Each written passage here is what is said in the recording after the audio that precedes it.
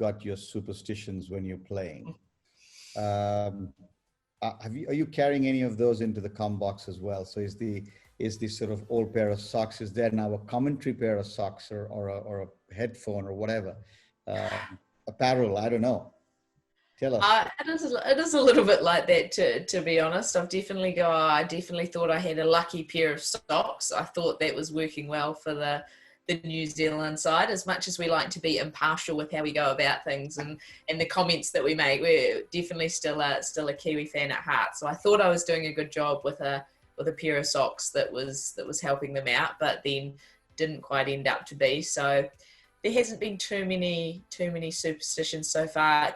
It's probably what comes into it is more around the preparation side. I'm a big one for the night before a game, if I'm playing, that all my gear's packed and prepared and ready and very probably overly organised at times. And I think the commentary stuff's a little bit like that. I've always got my clothes laid out, exactly what I'm going to wear, exactly what I'm taking to the ground, make sure I've got everything I need in my bag for the day. So yeah, just those little, I guess, just control what you can control, those little feelings of, yep, it's organised, you're prepared, you've done the work, you know what you're doing. Right, off we go, take a couple of deep breaths and you're away. So if you were asked now, what is the immediate goal that would really make you go yay on the commentary circuit worldwide, what would that be, assignment-wise? Oh, I would absolutely love to get the 50 over World Cup, which is going to be played in New Zealand, and the final is scheduled to be played. Yeah, I would love that. I would love that. Final's scheduled to be played at my home ground here in Christchurch at Hagley Oval. The lights, they've just started putting the lights in. We needed to go through a submission process to apply to get lights put in at the ground, just with the heritage status of Hagley Oval. So that was exciting in itself, to be able to get the final pending approval for the lights, to then get the approval for the lights. They've just started working on them, and then tournament's delayed a year. So yeah, I think that would be a really special one, just because probably the age of the White Ferns team as well. There's a lot of players in there that I've played a lot of cricket with, know really, really well.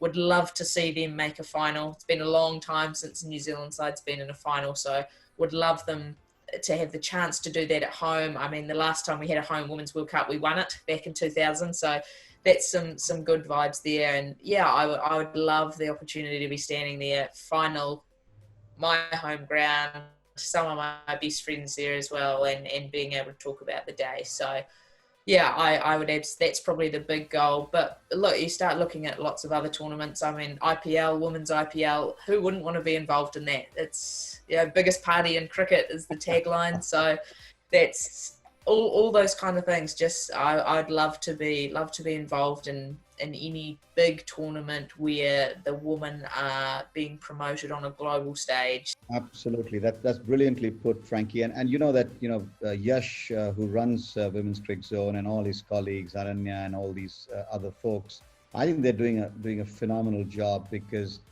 it isn't, as you rightly say, it's not front and center for too many people even today. And I think we need more people, more pioneers like yourself and the Mel Jones and the Ebony Rainford of the world to drive it in one direction. And then you need the sort of, if you will, hardworking folk like Yash and his team all around the world to be able to push the game forward. I'm certain that will happen. I just wanted to sort of end up towards the end of our chat now with one sort of slightly more serious issue, which is about this whole aspect of mental strength or mental health. Because I think whether it's the kind of period that you went through when you were not in the international side, or there is a game that you do in the com box and something, there's a little boo-boo that happens. It might appear small, but it sort of weighs on you. You may not get the assignment for the next series, that kind of stuff. And the younger players who are now out there playing the game. Because mental health is such an important aspect now. What would be your advice for young sports people and young girls in particular, that when they face such issues, what could be some of the things they should look to do? Yeah, it's a really good question, and it's something that is becoming more and more prominent in cricket as well, that people are actually a little bit more prepared to speak out that, hey, actually this is pretty tough. I'm not having a great time of it. So I think that's probably the first step, is that there's actually a little bit more understanding and awareness of it, and a little bit more empathy from people as well. So you don't feel like if you say, hey, I'm really struggling, that means you're going to get dropped and you're never going to play again, which I think that was definitely my feelings when I was in my early 20s, is that it felt like at times the hotel walls were creeping in on me late at night, and didn't know where another run was going to come from. And all of a sudden, it felt like everything you do in life is just, I've got to play cricket for New Zealand. And it almost for me became too big a part of my identity. If you'd said, who are you? I would have said, I'm Frankie Mackay, and I'm a white Fern. I play cricket for New Zealand. Okay, well, what else do you do? Well, I train to play cricket for New Zealand.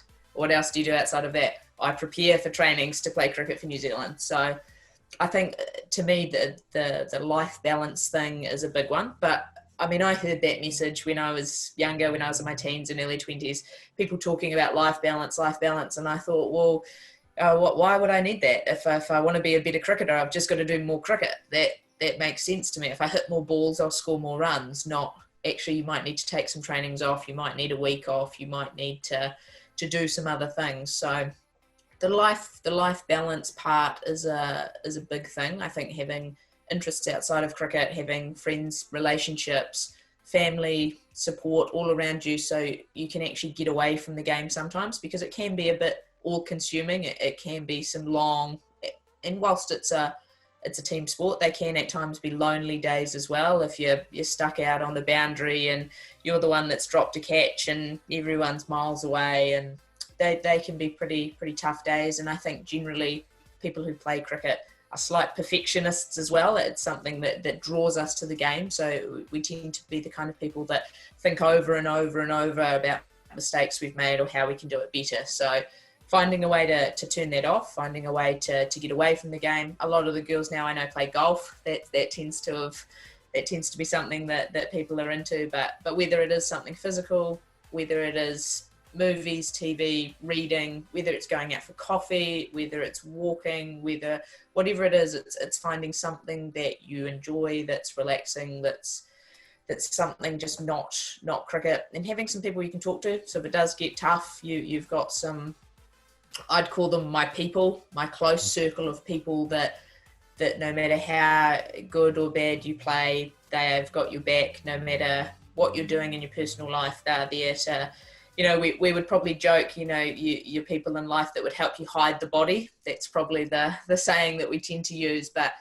knowing those close people around you and knowing you can lean on them is really important. And probably the other thing is just around being authentic to yourself. I think especially when I was a bit younger, I tried to at times try and fit myself into a box that I thought that I needed to be in to be successful, or I felt I needed to fill a role within a team, that, whether it was at times being that person that was prepared to sledge someone else, that became your role in the team, and it felt like that was expected and wasn't necessarily what always sat really well with me. So I think that finding out who you are and what you stand for and what your values are, and actually just getting to a point that you are really, every relationship you have, everything you do is authentic, it's genuine.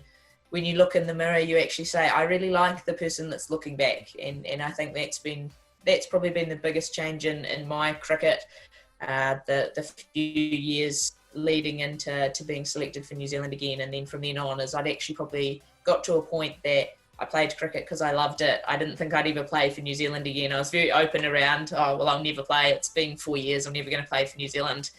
And then it did happen because I was relaxed enough to be able to just play really good cricket, and the commentary stuff as well, to be able to put a good product out and meet new people and form new relationships. And, I'm still working part-time as a librarian. To do that, to do some part-time coaching, and I guess in every little bit of your life that you do, to actually still have that moment where you're like, I like who I am. I like what I'm doing. I like the people I'm around. Even if I make mistakes, it's like I'm still a good person. I've got good values. I'm a good person to be around. I just made a mistake. It's not the end of the world. And I think the more people you surround yourself who think like that, it's really valuable. One of the games, I just had a complete mind blank with the match referee's name. I went, oh, and here we are for the toss, and we've got the two captains, and we've got the match referee. And I was just like, oh my word, I have known this guy. Be good today.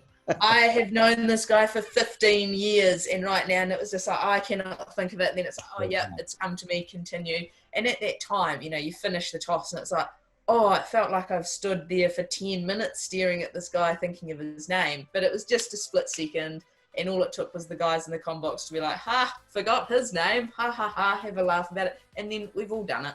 We've all had a moment like that at some stage, and you just go, oh, okay. Yeah, these people accept me.